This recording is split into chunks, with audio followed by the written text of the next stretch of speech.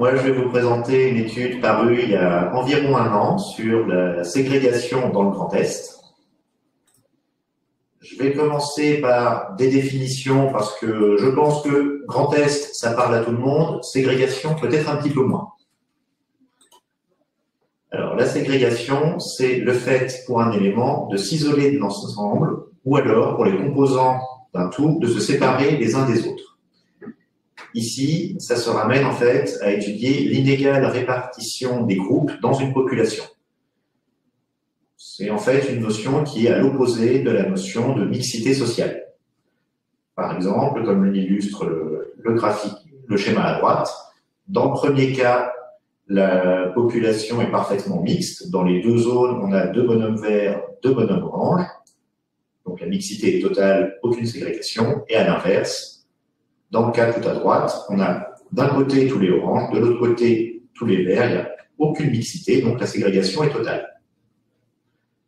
Par exemple, dans le Grand Est, les territoires urbains regroupent 62% de la population, mais près des 3/4 de la population modeste.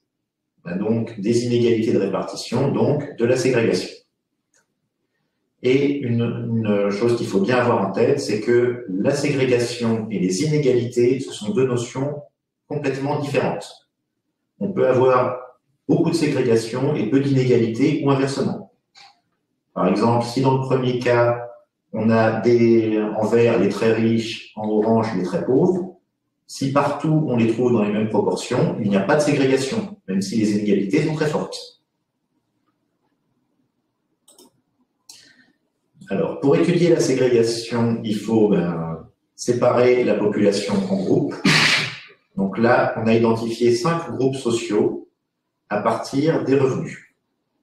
On a utilisé le niveau de vie qui permet de prendre en compte la composition des ménages, puisque, par exemple, un couple n'a pas forcément besoin de payer 2 loyers, de payer 2 fois plus d'abonnements pour l'électricité, etc. On a considéré que tous les membres d'un même ménage avaient le même niveau de vie. Et enfin, on a découpé de telle sorte que chaque groupe social ait la même taille. Donc, chacun regroupe 20% de la population régionale. Donc, on a les groupes sociaux des modestes, moyens modestes, moyens aisés et aisés pour ceux qui ont le niveau de vie le plus élevé. Maintenant, on va passer au résultat, même s'il y a encore un tout petit peu de définition. Alors, on a découpé la région en carreaux de 4 km de côté. Et ensuite, on a regardé dans chaque carreau à quel point la répartition de la population était différente de la répartition moyenne. Pour rappel, 1/5 de chaque groupe. Ce qui nous donne la carte que vous avez à droite, qui donc indique quels sont les endroits qui contribuent le plus à la ségrégation. Et on constate que les endroits qui contribuent le plus, c'est la frontière luxembourgeoise, beaucoup la frontière avec la Suisse, qui sont des zones donc, où la répartition de population est très éloignée de la répartition moyenne, notamment parce qu'il y a beaucoup de populations aisées. Près de la Suisse, la moitié de la population fait partie du groupe des aisés. Les départements alsaciens et les principales villes de la région contribuent également beaucoup à la ségrégation.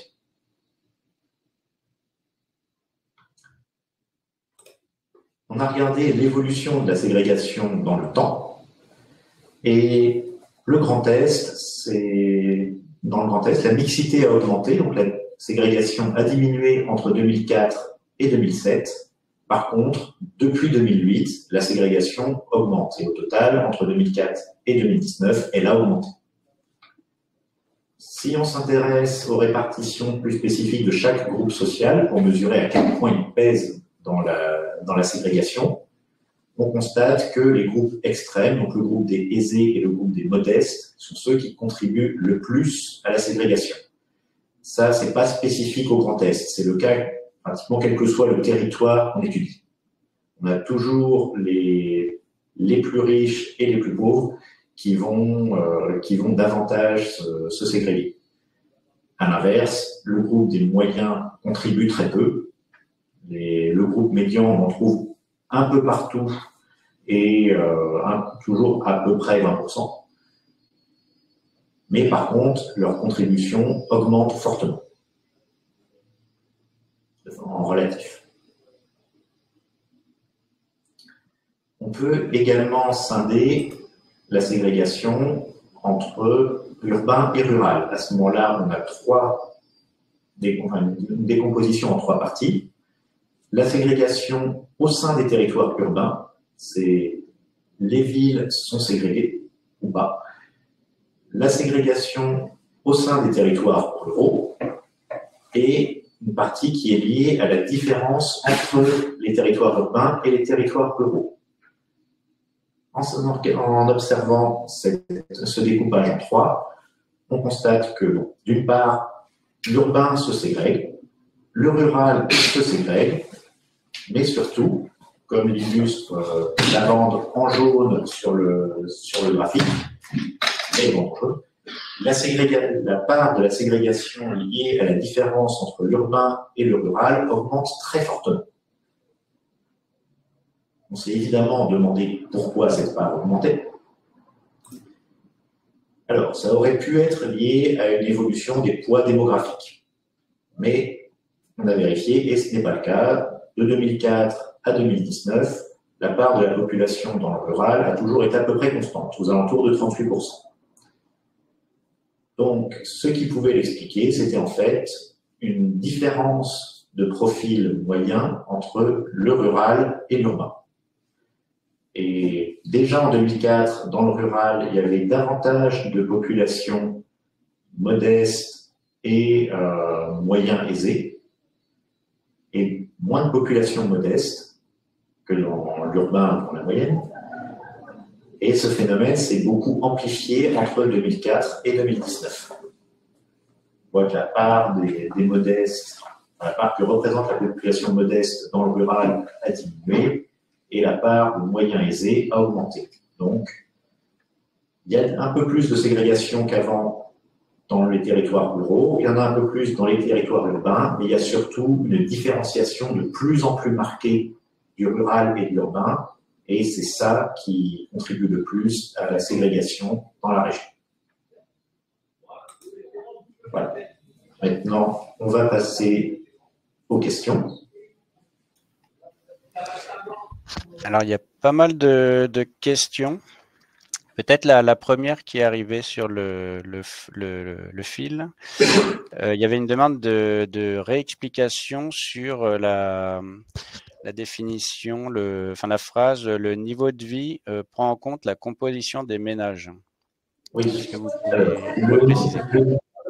Le niveau de vie, le niveau de vie d'un ménage, en fait, correspond à la somme des revenus de ce ménage divisé par un certain coefficient, qui permet justement de prendre en compte les économies d'échelle. C'est un système qui évoque un peu celui des calculs des parts pour les impôts. On considère 1 pour le premier adulte, 0,5 pour chaque autre personne de plus de 15 ans, et 0,3, il me semble, pour les personnes de moins de 15 ans. Ainsi, un couple sans enfant compte pour 1,5. Donc, si à deux, ils gagnent 4 500 € par mois, on va considérer qu'ils ont un niveau de vie de 3 000 € chacun. Ça permet, encore une fois, de prendre en compte les économies d'échelle sur le loyer, les modes de déplacement, les dépenses énergétiques, etc. Très bien. Il y avait ensuite des questions, je pense qu'on peut regrouper les deux questions qui sont venues ensuite, autour de la dynamique et surtout les explications. Est-ce qu'il y aurait des explications pour expliquer cette accélération de la ségrégation, du phénomène de ségrégation? Alors, techniquement, on ne peut pas parler d'accélération parce que la hausse est relativement linéaire, mais non, on n'a pas vraiment d'explication puisqu'on ne demande pas aux gens pourquoi est-ce qu'ils s'installent ou vivent là où ils vivent. on peut que constater que l'évolution a été celle qu'on a vue, mais sans demander à tout le monde pourquoi vous faites ce que vous faites, c'est difficile de donner des explications à ce genre de phénomène. Mais je sais que ça peut être frustrant. Une question sur les caractéristiques de cette ségrégation. Est-ce que ce sont les mêmes caractéristiques pour trois types de territoires que vous avez évoqués, les zones frontalières, l'Alsace et les grandes villes? Est-ce qu'on observe les mêmes Alors, pour les grandes villes, ce qui peut jouer aussi, c'est évidemment la population. Plus un territoire est peuplé, plus il va peser lourd dans la ségrégation. Si deux territoires ont les mêmes profils de population, mais que l'un a 10 fois plus d'habitants, ben, il va peser 10 fois plus lourd. Donc là, il y a un effet purement volume pour les grandes villes, déjà. Pour les zones frontalières, on a regardé effectivement la composition et, comme je l'ai dit, près du Luxembourg et surtout près de la Suisse, là, il y a vraiment un effet répartition, puisque, encore une fois, près de la Suisse, la moitié de la population est dans le groupe aisé, donc qui ne regroupe que 20% de la population régionale. Donc, ça fait un écart énorme. Et pour l'Alsace, on n'a pas détaillé plus finement. Parce qu'en fait, en plus, il peut y avoir des effets de moyenne. C'est-à-dire, j'explique, on peut avoir certains carreaux qui vont contribuer parce qu'il y a plus de population aisée, à côté des carreaux qui vont contribuer parce qu'il y a plus de population modeste. Donc, si on regarde la moyenne sur un territoire, on ne verra pas forcément d'écart. Il faudrait regarder vraiment carreau par carreau, qu'est-ce qui les caractérise. Et ça aurait été un traitement très lourd et assez peu exploitable. Ok. Pour compléter d'ailleurs ce que vous dites, j'enverrai le lien vers l'étude, mais je vous invite aussi à regarder parce qu'il y a l'INSEE a fait des focus justement par, je sais plus quelle est l'échelle, mais enfin il y a Strasbourg, enfin les grandes métropoles et voilà, il y a des éclairages zone par zone. Effectivement, à la base, l'INSEE disposait d'un outil pour étudier la ségrégation dans les agglomérations et on a fait un travail assez lourd pour pouvoir étendre cette analyse et l'adapter à l'échelle régionale. Évidemment, la maille n'est pas la même. Étudier une agglomération en la découpant en carreaux de 4 km de côté n'est pas très pertinent. Mais d'un autre côté, découper la région en carreaux de 100 mètres de côté ne serait pas pertinent non plus. Donc effectivement, si ça vous intéresse, le même travail a été réalisé sur 6 agglomérations de la région, donc Strasbourg, Nancy, Metz, Reims, Troyes et Mulhouse. Ouais, je mettrai le lien dans la foulée. Il y a deux questions qui renvoient un petit peu à la méthodologie. Alors là, il y a une question que nous, à laquelle qu'on nous pose souvent. Comment différenciez-vous les territoires urbains et ruraux selon les classes INSEE? Alors, si je peux, il y a la différence entre urbain et rural à l'INSEE est faite à partir de la grille de densité. On identifie les territoires densément peuplés et les territoires peu densément peuplés. Ça peut être à une échelle infracommunale, pour prendre en compte par exemple le cas d'Agno, qui est une commune très peuplée, mais la commune étant très vaste, la densité moyenne est beaucoup plus faible. Et à partir de cette grille de densité, on peut distinguer plusieurs types d'urbains et plusieurs types de rural. Si je peux partager mon écran.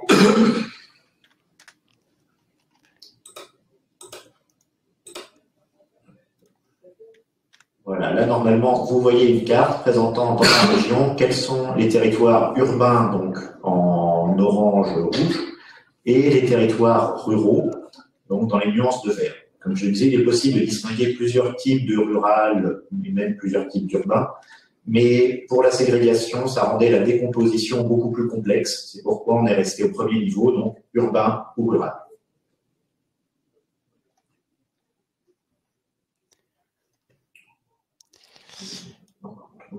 Peut-être une dernière question qui est intéressante aussi et qui renvoie à l'utilisation de ces résultats. Voilà, quelle conclusion pourrait-on sortir de cette étude? Quelle est la finalité? Et il y avait une autre question. Voilà, moi j'ai envie de vous demander aussi, est-ce que vous avez été sollicité directement par de certaines collectivités pour une mise en œuvre ou peut-être une prise de décision sur la base de ces résultats? Nous n'avons pas été contactés là-dessus.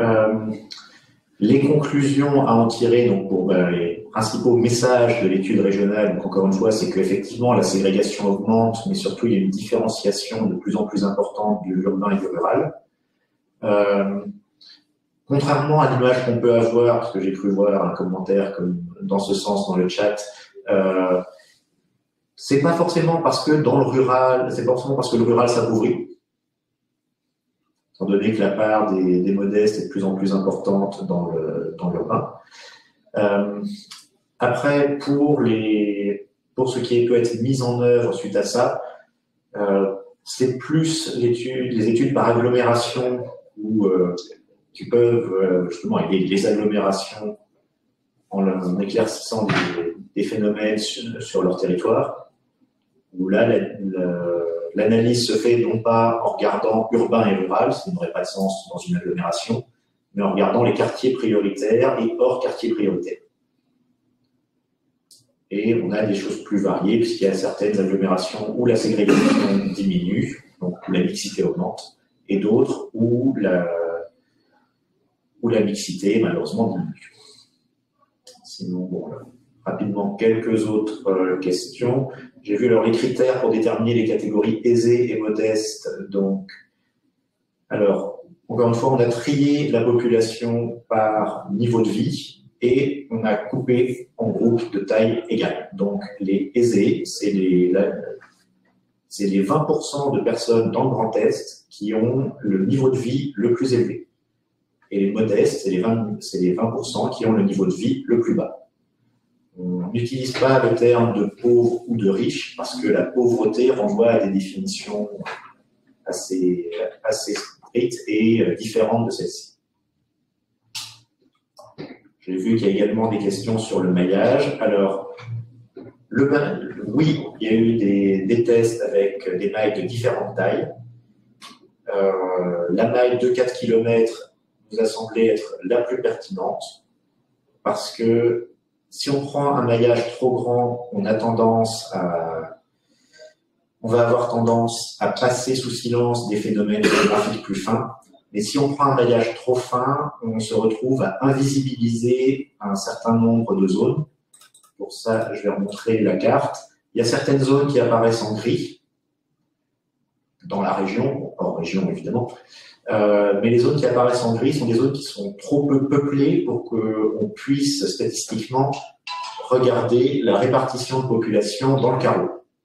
Donc, si on prend une maille trop fine, on se retrouve à invisibiliser une part importante de la population.